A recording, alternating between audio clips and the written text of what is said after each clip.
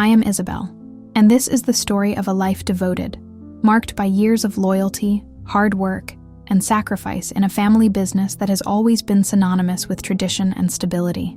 From a very young age, I joined the company my family built with such determination, where I learned firsthand every process, every routine, and every secret that allowed our business to grow steadily. For 15 long years, I held various roles, absorbing insights that only daily experience could provide, and I believed that in a family environment, competence and commitment would eventually earn me the recognition I deserved. I still remember my first day at the company when I was 18, and my father introduced me to the staff as the future of the company. I trembled with nerves, but I also felt immense pride. My very first position was in customer service, handling complaints, answering questions, and processing orders. I learned to listen, negotiate, and turn problems into solutions. I voluntarily worked far beyond my hours, just to acquire more knowledge. While my friends went away during summer breaks, I spent my university vacations studying market strategies and implementing improvements that generated significant savings for the company. I arrived early, stayed late, and never complained. After all, we were building a family legacy. My father taught me every detail of the operation, sparing no demands. The market does not forgive incompetence, even if you're my daughter, he would say, with a severity that I now recognize as genuine concern. Countless times I revised reports to exhaustion, only to learn that precision is not a luxury, but a necessity. By 23, I was already coordinating the sales team. At 27, I took charge of inventory and logistics, reducing costs by 30% in the first year. By 30, I led the implementation of a new integrated system, spending sleepless nights to ensure the transition did not disrupt our operations. I disappointed people, missed family celebrations, and put personal dreams on hold. Work comes first, I kept repeating to myself, a mantra echoing my father's voice. When he fell ill 5 years ago, my dedication intensified even more. I recall visiting the hospital every morning, working throughout the day, and returning to his bedside at night with reports I would read to him, even when the doctor said he might no longer understand. He needs to know everything is under control, I insisted, holding his cold hand and watching the monitors blink in a monotonous, terrifying rhythm. When my father passed away 3 years ago, the entire family expected me to take over management. My uncle Andrew, my father's brother, and a minority partner, hugged me at the wake and said, "He prepared you for this, Isabel. You are now the cornerstone of our company." I believed those words. I wiped away my tears, and the day after the funeral, I was already at the office reorganizing the backlog that had piled up during my father's illness. I did not allow myself a proper mourning period. The company was his legacy, and keeping it running was my way of honoring his memory. For 2 years, I informally assumed the role of manager. I didn't have the title, but I carried the responsibilities. Every meeting with suppliers, every discussion with our biggest clients, every strategic decision, all passed through me, with the tacit approval of my uncles. Longtime employees came to me to resolve conflicts, and new hires saw me as the natural authority. I didn't question the lack of formalization. Family is family, I naively thought. Recognition would come in its own time. However, fate took an unexpected turn when, abruptly and surprisingly, my cousin Brian, fresh out of college with honors in business administration, was chosen to assume the managerial role. Uncle Andrew called me into his office one Friday at 5:30 p.m., when almost everyone had already left. "Isabel, we need to talk about the company's restructuring."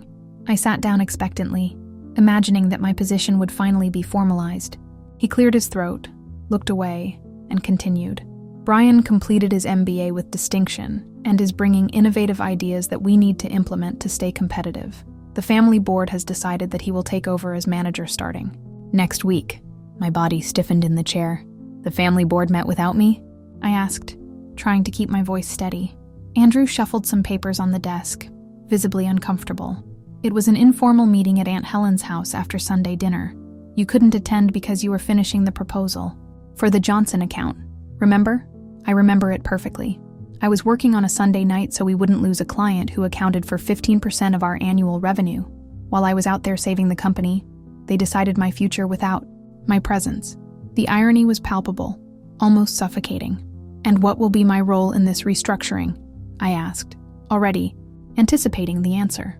You will continue to be indispensable, Isabel.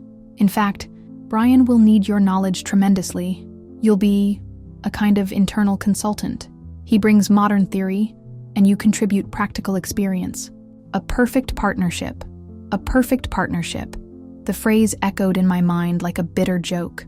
15 years of dedication reduced to internal consultant for a 24-year-old whose greatest merit was being the son of the right partner and having a freshly minted diploma in hand. I understand, I replied, with a smile as artificial as Andrew's forced enthusiasm. When should I start transferring my knowledge to Brian? He starts Monday. I've reserved the conference room for you two at 8 a.m. Oh, and could you prepare a detailed report on our current processes? Something comprehensive to facilitate the transition. I left the office that day with one certainty. My loyalty had been repaid with betrayal. In the parking lot, I allowed myself to cry for the first time since my father's passing. Those weren't tears of sorrow, but of anger and indignation. When I started the car, I wiped my face and promised myself that no one would ever see me vulnerable again. The weekend passed in a blur of conflicting emotions. Part of me wanted to simply not show up on Monday, to let them realize how much they depended on my expertise. Another part, perhaps more rational or more masochistic, insisted that I face the situation head-on. On Sunday night, I meticulously prepared the requested report, 57 pages detailing every process, each important client, every strategic supplier. I included essential information, but deliberately omitted the little secrets I'd discovered over the years, those shortcuts and nuances that made all the difference in practice, and that no MBA could ever teach. On Monday, I arrived at the office at 7:30 a.m. As usual, Andrew's secretary, Marlene, looked at me with barely disguised pity. "Good morning, Isabel. What a lovely outfit." New? Marlene knew I rarely bought new clothes, always choosing instead to reinvest my salary back into the company. That morning, however, I wore my only designer suit, bought years ago for an important presentation. A small, silent act of rebellion. "Thank you, Marlene. Is the coffee ready? I think today everyone will need an extra dose of caffeine." My ironic tone did not escape her, and she gave a nervous smile before stepping away. At exactly 8 a.m., I entered the conference room. Brian was already there, along with Andrew and Helen. My cousin looked impeccable in his sharply tailored suit, his hair perfectly styled, and he exuded a confidence typical of someone who has never faced a real challenge. "Isabel, so glad you're here. We were just talking about you." Andrew seemed relieved by my punctuality, as if he had secretly hoped I wouldn't show up. "I assume so," I replied curtly, setting the report folder on the table. "Here is the requested material, 57 pages covering the company's key processes." Brian eagerly took the folder with an almost childlike enthusiasm. "Wow, so detailed. This is going to be incredibly useful, cousin. I'm really excited for us to work together. I'm sure we can elevate this company to a new level." 15 years of experience condensed into one document. "Use it wisely," I answered, unable to hide my sardonic tone. I noticed Helen shifting uncomfortably in her chair. The meeting continued with Brian presenting a PowerPoint full of colorful graphs and buzzwords.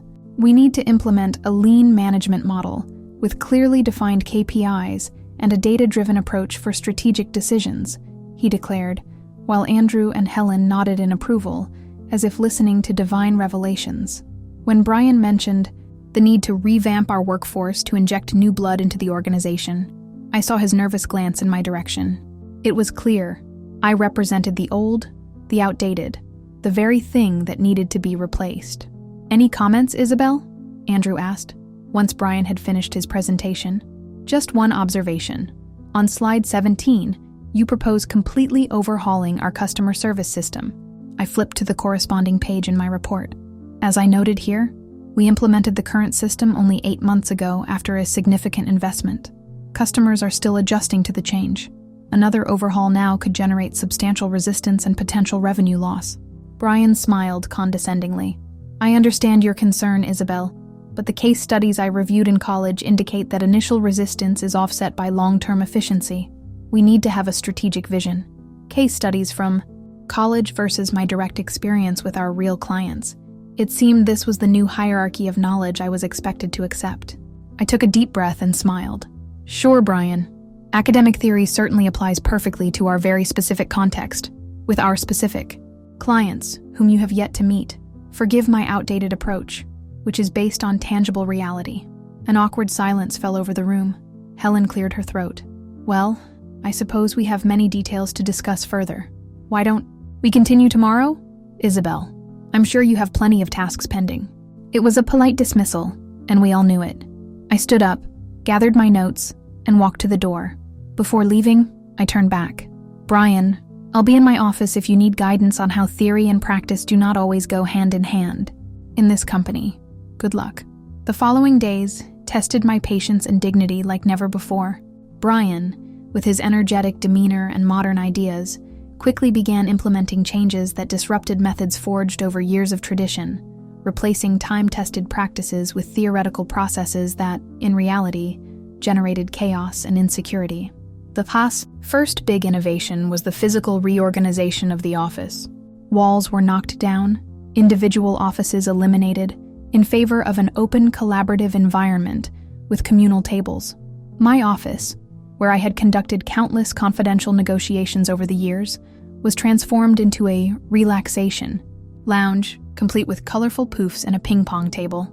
I was reassigned to a desk in the common area, strategically placed near the restroom and far from the key decision-makers. It's designed to encourage horizontal integration and discourage rigid hierarchies, Brian explained when I discovered my belongings had been transferred without notice. We can all learn from one another. Fascinating, I replied, eyeing my new location, especially considering that important meetings will still take place in closed rooms accessible only to a select few. A peculiar definition of horizontality. Brian pretended not to notice my sarcasm. Exactly. You've got it. The second change was the implementation of a new performance evaluation system based on weekly quantitative metrics. Suddenly, the quality of client relationships, built over years, was valued less than the number of calls made or emails sent. Employees who had developed a personalized style of service, knowing each client in depth, were now forced to adhere to scripted interactions and end calls within predetermined time limits. In one of the all-staff meetings, Sandra, an experienced saleswoman who had been with us for 12 years, challenged the new system. Mr. Johnson from Redwood Construction likes to chat a bit before we talk business. He asks about my family, tells me about his grandchildren. That's how we built trust. How can I maintain that relationship if I have to end the call in 7 minutes? Brian smiled patiently, as if explaining something obvious to a child. Sandra, we need to optimize our time. You can still sustain the relationship by being efficient. Perhaps suggest an occasional lunch for personal conversations, but keep the calls focused on business. Sandra looked at me, seeking support. Before I could interject, Brian continued, Isabel can confirm that market best practices support this direction, can't they? All eyes turned towards me. It was a trap. If I disagreed, I would appear resistant to change and supportive of inefficient practices. If I agreed, I would be betraying the trust of a team I had personally built and trained. What I can confirm, I replied calmly, is that personally knowing our clients and understanding their unique needs has allowed us to achieve a 92% retention rate over the past 5 years, while the industry average is 67%. If that is considered outdated or inefficient, then perhaps we should rethink our definition of efficiency. A murmur of approval swept through the room. Brian blushed, slightly. Well, that's precisely why we're implementing changes, to reach 100% retention. He turned to the whiteboard and continued the presentation, deliberately ignoring the point I had raised. Among meetings laden with circumstantial praise for the new and veiled comments that clashed with our company's history, I was forced to confront the bitter reality. My dedication and know-how had been relegated to a secondary role, overshadowed by the youthful shine of a recent diploma. What pained me the most was witnessing longtime clients begin to express dissatisfaction. Mr. Johnson, mentioned by Sandra, called me directly 3 weeks into Brian's new regime. Isabel, what's going on with you folks? Sandra hardly has time to talk to me these days.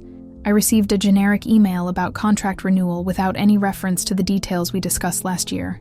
We're undergoing some internal restructuring, Mr. Johnson. I apologize for the inconvenience. Restructuring? You were always different precisely because of your personalized service. If I wanted to be treated like a number, I could hire any competitor of yours, probably at a lower price. I carefully noted his complaints and took them directly to Brian, who was in a video conference when I entered his new office, what used to be my office. He gestured irritably toward the phone, signaling that I should wait. I stood there, observing the changes in the space. Where once there was a bookshelf filled with technical manuals and client-organized folders, now a wall adorned with his diplomas and framed certificates dominated the room.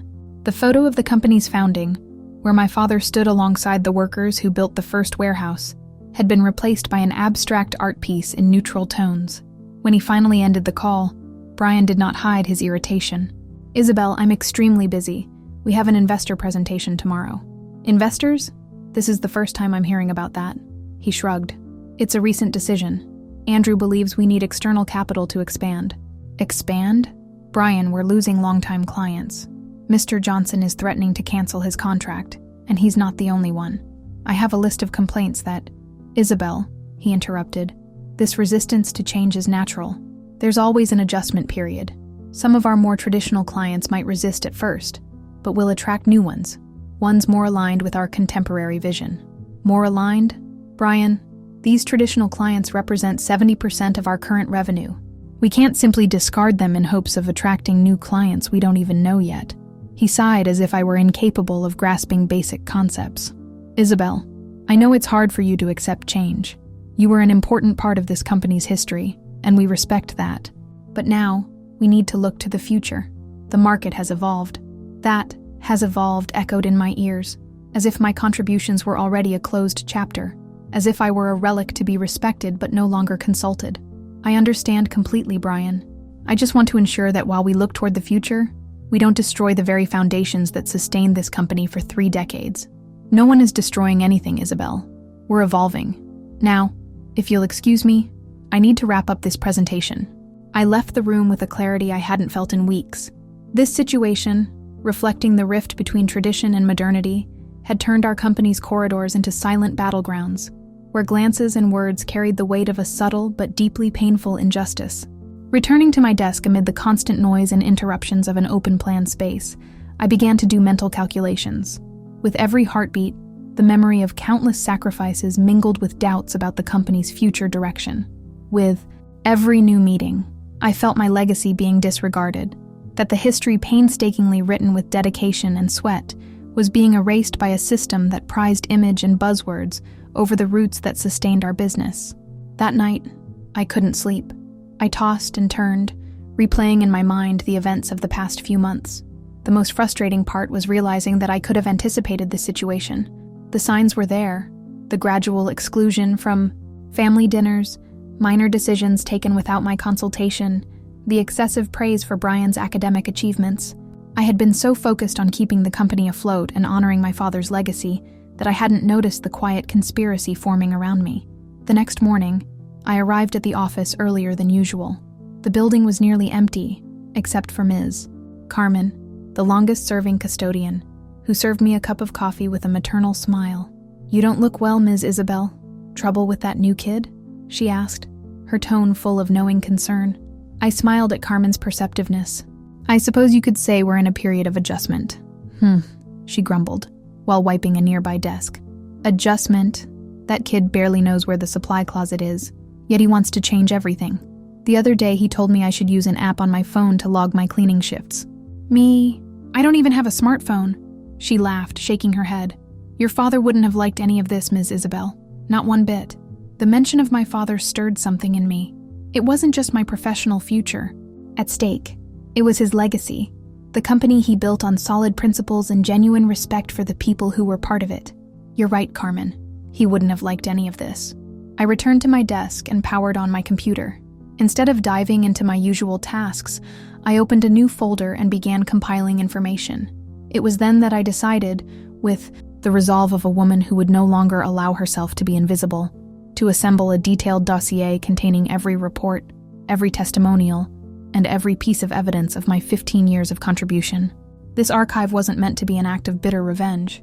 It was a claim for fair recognition and a demonstration that years of hard-earned experience are irreplaceable. Over the following weeks, I split my time between fulfilling increasingly hollow obligations and meticulously building my case. I documented every customer complaint, every dip in satisfaction metrics, every impulsive decision by Brian that resulted in operational problems. At the same time, I chronicled my own journey, successful projects, long-lasting relationships, crises averted thanks to my intervention. This work was not driven by bitterness, although there were moments when anger threatened to consume me. It was an exercise in justice, and more importantly, self-assertion. Every document added to the dossier was a reminder of my own worth, a concrete proof that my contribution could not be erased by a title or a freshly minted degree. Meanwhile, the changes implemented by Brian began to show their consequences. The investor presentation he had so confidently mentioned resulted in a fiasco. The venture capital group, apparently impressed by the colorful graphs and modern terminology, sent an audit team to evaluate our company before formalizing any offer. What they found was an operation in disarray, disgruntled employees, transitional processes, and longtime clients gradually shifting to competitors. On one particularly tense morning, Brian convened an emergency meeting with the entire staff. His face, usually marked by a confident smile, now bore deep dark circles and an expression of worry. "We need a concerted effort to reverse some of our underperforming indicators," he announced, never once using the word problems or admitting that his strategies might be flawed. "We will implement mandatory overtime and a new, even more aggressive set of goals." Discontent filled the room. Employees exchanged incredulous looks. Some shook their heads in silent disapproval. Sandra, our seasoned saleswoman, was the first to speak up. "Brian, with all due respect, since implementing the new system, we're working longer hours and achieving fewer results. Perhaps we should reevaluate the model as a whole instead of simply intensifying it." Brian flushed. "Sandra, I understand your concern, but now is not the time for challenges. We need decisive action." "I completely agree," I interjected as I stood up. "Decisive action is exactly what we need." I walked to the front of the room and positioned myself beside Brian. "That is why I'd like to propose an alternative." Brian looked at me with a mixture of surprise and irritation.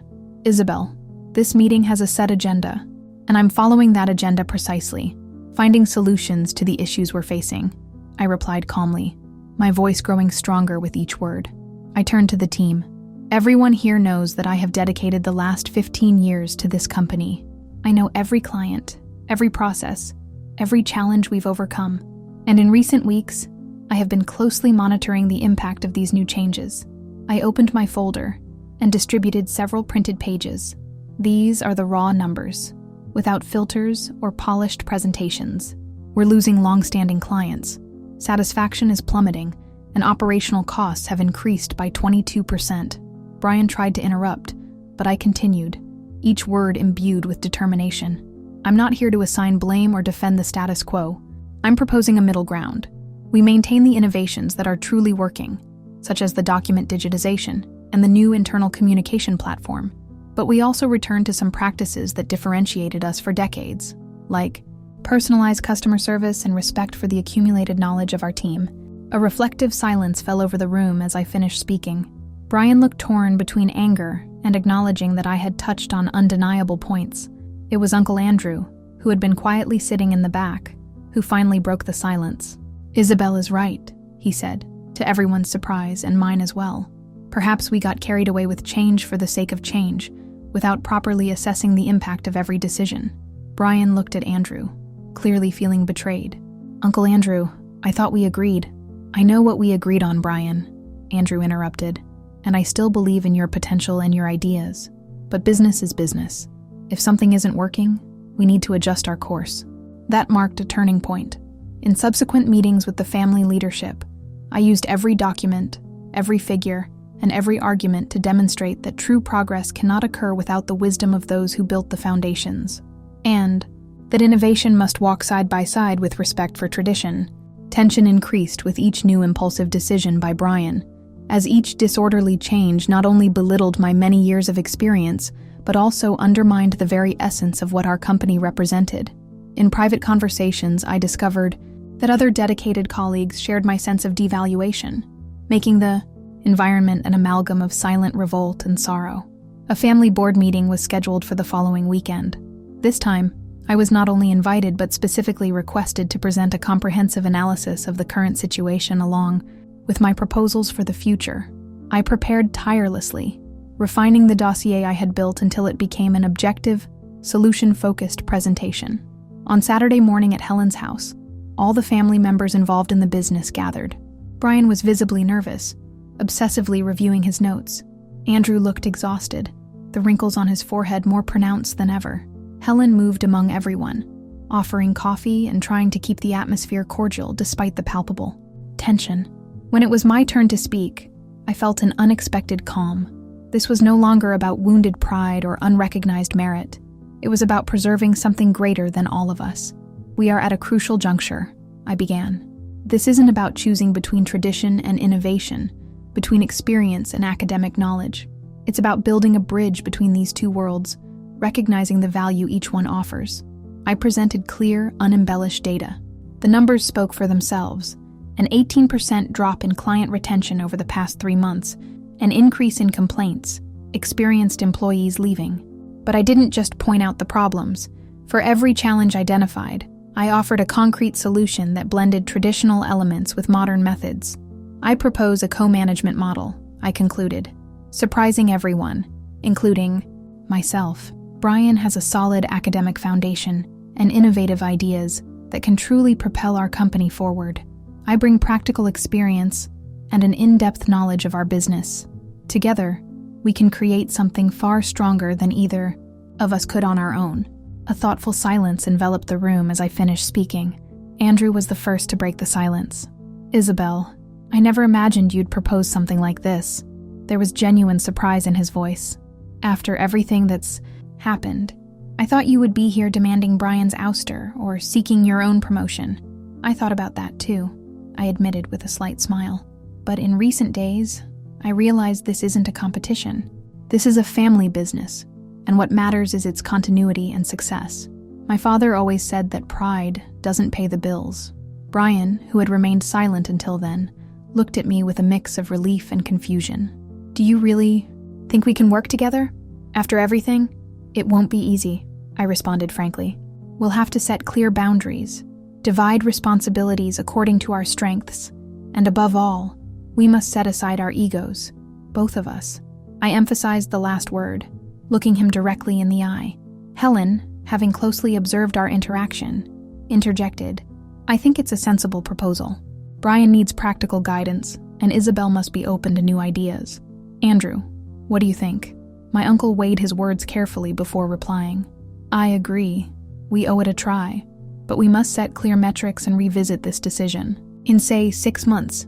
If co-management isn't working, we'll have to reconsider." "Fair enough," I agreed. Brian nodded too, still slightly dazed by the unexpected turn of the meeting. Between held-back tears and forced smiles, I sought to regain my voice and reaffirm my identity. A woman who had poured her heart into every task, fought fiercely to sustain a family legacy, and, amid injustice, decided to transform pain into fuel for change. The weeks that followed were a daily test of patience and adaptation. Brian and I established a working system in which every major decision passed jointly by both of us. Initially, our meetings were tense, filled with awkward silences and unresolved disagreements. Gradually, however, we began to find a rhythm. I discovered that, despite his initial arrogance, Brian had genuinely good ideas that perhaps I, attached to certain traditions, had not considered. His proposal to digitize our archives, for example, although implemented abruptly, brought real efficiency to our daily work. Likewise, Brian slowly recognized that my first-hand knowledge of our clients and internal processes was not old baggage, but a valuable asset. One particularly productive afternoon, we were working on a proposal for a new potential client, the kind of young, tech-savvy, dynamic customer Brian was eager to attract. I was reviewing the document he had prepared, making notes in the margins. "Here," I pointed to a paragraph, "you're offering deadlines that our current team can't meet. We'd need to hire at least 2 additional people to handle that demand." Brian frowned, initially defensive, but then took a deep breath and considered my point. "You're right. I was so focused on impressing the client that I didn't accurately assess our operational capacity." He paused, then asked with genuine curiosity, "How do you calculate these numbers so quickly?" I tried using the resource allocation formulas I learned, but there always seem to be variables I can't predict. I smiled, recognizing an opportunity for a genuine exchange of knowledge. It isn't a formula, exactly. It's experience. I know the work pace of every team member. I know which processes tend to have unexpected complications. Let's review our projects from the past 2 years together, and I can show you how I make these estimates. We spent the next several hours analyzing historical data, with Brian absorbing the practical know-how that no MBA course could offer. In return, he introduced me to modern analytical tools that could complement my intuitive approach. Before we knew it, it was past 9 p.m. And we were still energized by our productive collaboration. We should do this more often, Brian remarked as he leaned back in his chair with a look of satisfaction. I think I seriously underestimated the value of your experience, Isabel. And I underestimated the value of your modern ideas, I admitted. Maybe we should grab lunch tomorrow and continue this conversation. I have some ideas on how we can rework the sales department by combining your metrics with my understanding of each salesperson's profile. Brian agreed enthusiastically, and for the first time since his arrival, I felt that perhaps, just perhaps, we could build something better together. The ultimate test of our partnership came 3 months later, when our biggest client, Redwood Construction's Mr. Johnson, threatened to cancel his contract. The dissatisfaction that had surfaced during Brian's early months had intensified in spite of our recent attempts to mend things. He wants an in-person meeting, Sandra informed me after receiving his call.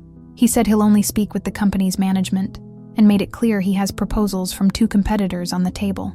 Brian, who in the past would have taken charge of the situation alone, turned to me. We need you in that meeting, Isabel. You've known Mr. Johnson for years. I can provide the numbers and projections, but you bring the trust. In that moment, I realized just how far we had come. Brian was not only recognizing my value, he was prioritizing the company's well-being over his own ego. The meeting with Mr. Johnson was tense but productive.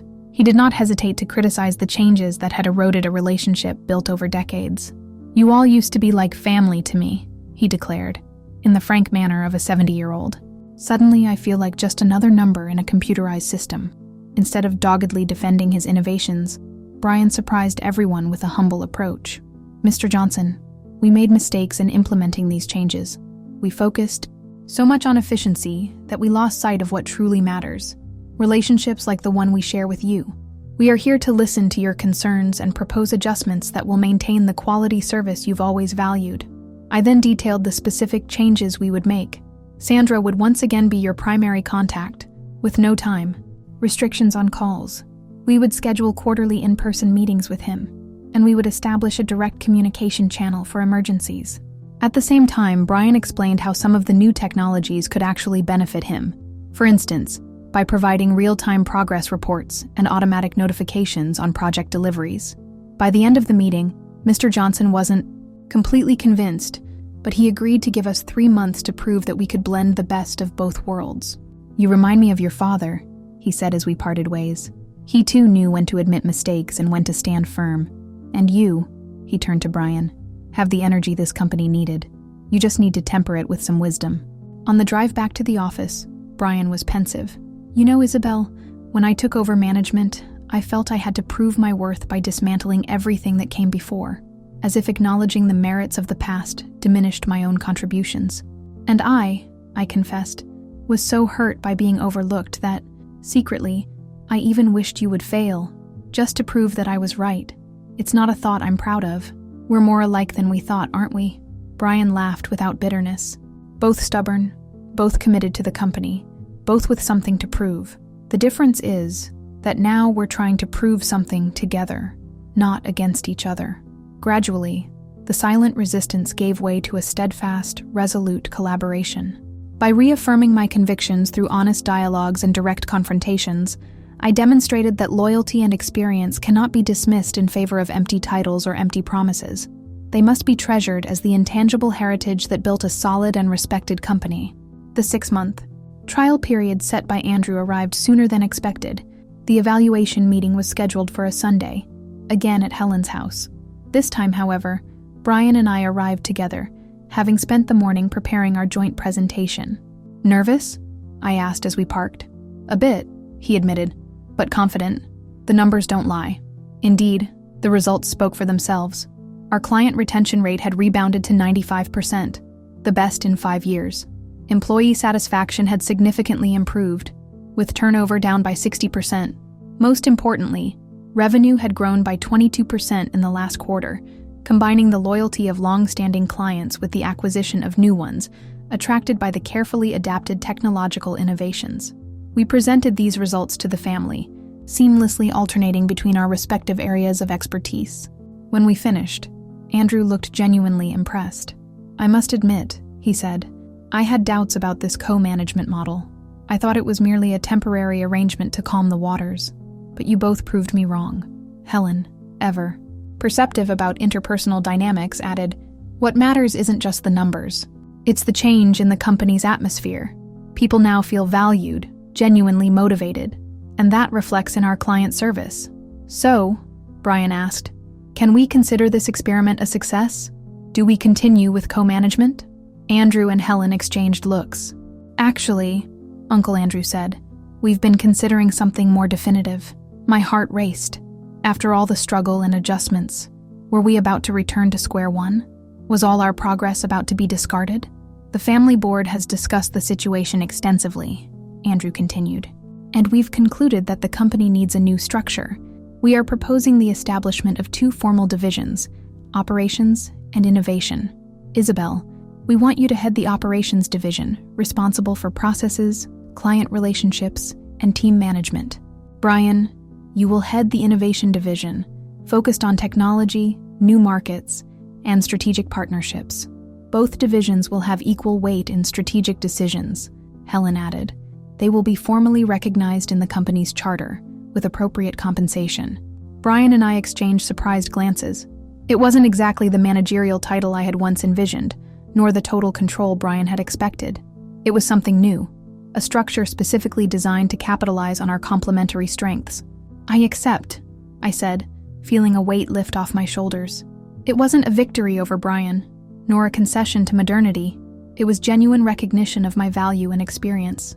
"I accept as well," Brian agreed, extending his hand. "Partners, then?" I shook his hand firmly. "Partners." This journey, fraught with emotional and professional challenges, reveals the eternal conflict between the new and the old, where true recognition isn't measured by the pace of change, but by the courage to honor the past while building an even stronger future. What I learned along the way is that true legacy isn't found in titles or positions, but in the ability to adapt without losing one's essence, to innovate without destroying foundational principles, and to fight for what is just without letting bitterness poison one's heart. My father didn't just teach me how to manage a business, he taught me how to navigate life, with its inevitable disappointments and its extraordinary opportunities for growth. Today, when young professionals ask me the secret to surviving in an increasingly volatile corporate world, I answer with the hard-won wisdom of my experiences. Value every lesson you learn along the way, defend your worth with concrete data, and always remember that your greatest asset isn't just what you can do, it's your ability to keep learning, especially from those who might seem like your adversaries. The company continues to grow, blending tradition and innovation in ways neither Brian nor I could have imagined on our own. And I, Isabel, the woman who nearly lost everything to the allure of a shiny new diploma, have discovered that my true strength has always been in transforming challenges into opportunities, pain into growth, and adversaries into allies, a lesson no college course could ever teach, but one that life imparted through its unique curriculum of obstacles and revelations. At one point, as I stood in our newly reconfigured office, a balanced blend of the open space Brian valued and the private areas I always championed for confidential meetings, I noticed my name proudly displayed on a new director's plaque.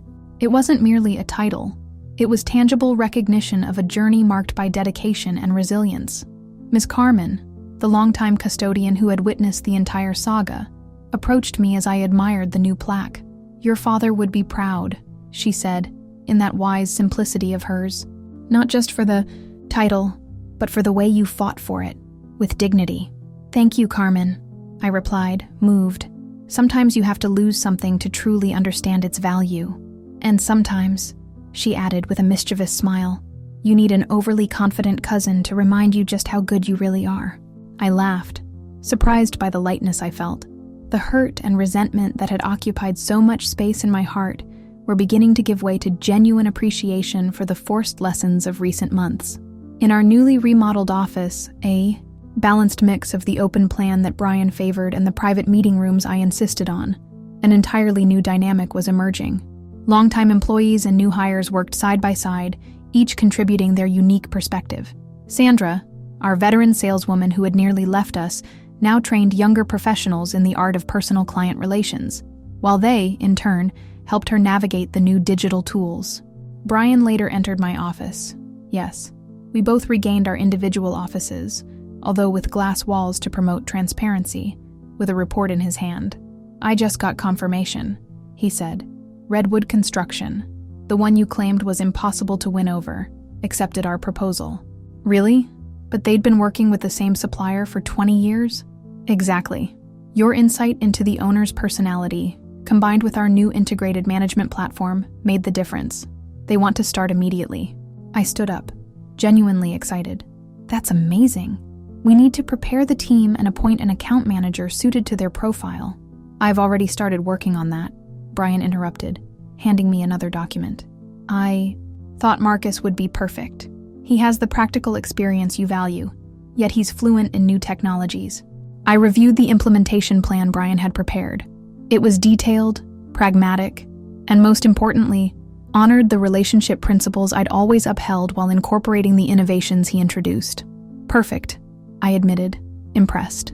"Better than I could have done on my own. Better than either of us could have achieved alone," he corrected with a smile.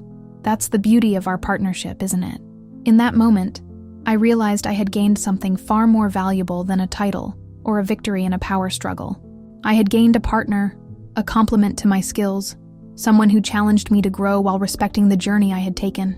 Thus, I turned my story into an ode to resilience, integrity, and the relentless fight for respect, demonstrating that, even when familial and professional bonds are tested, truth and dedication find a way to shine through, against the tide of a management style that privileges the ephemeral over a timeless legacy.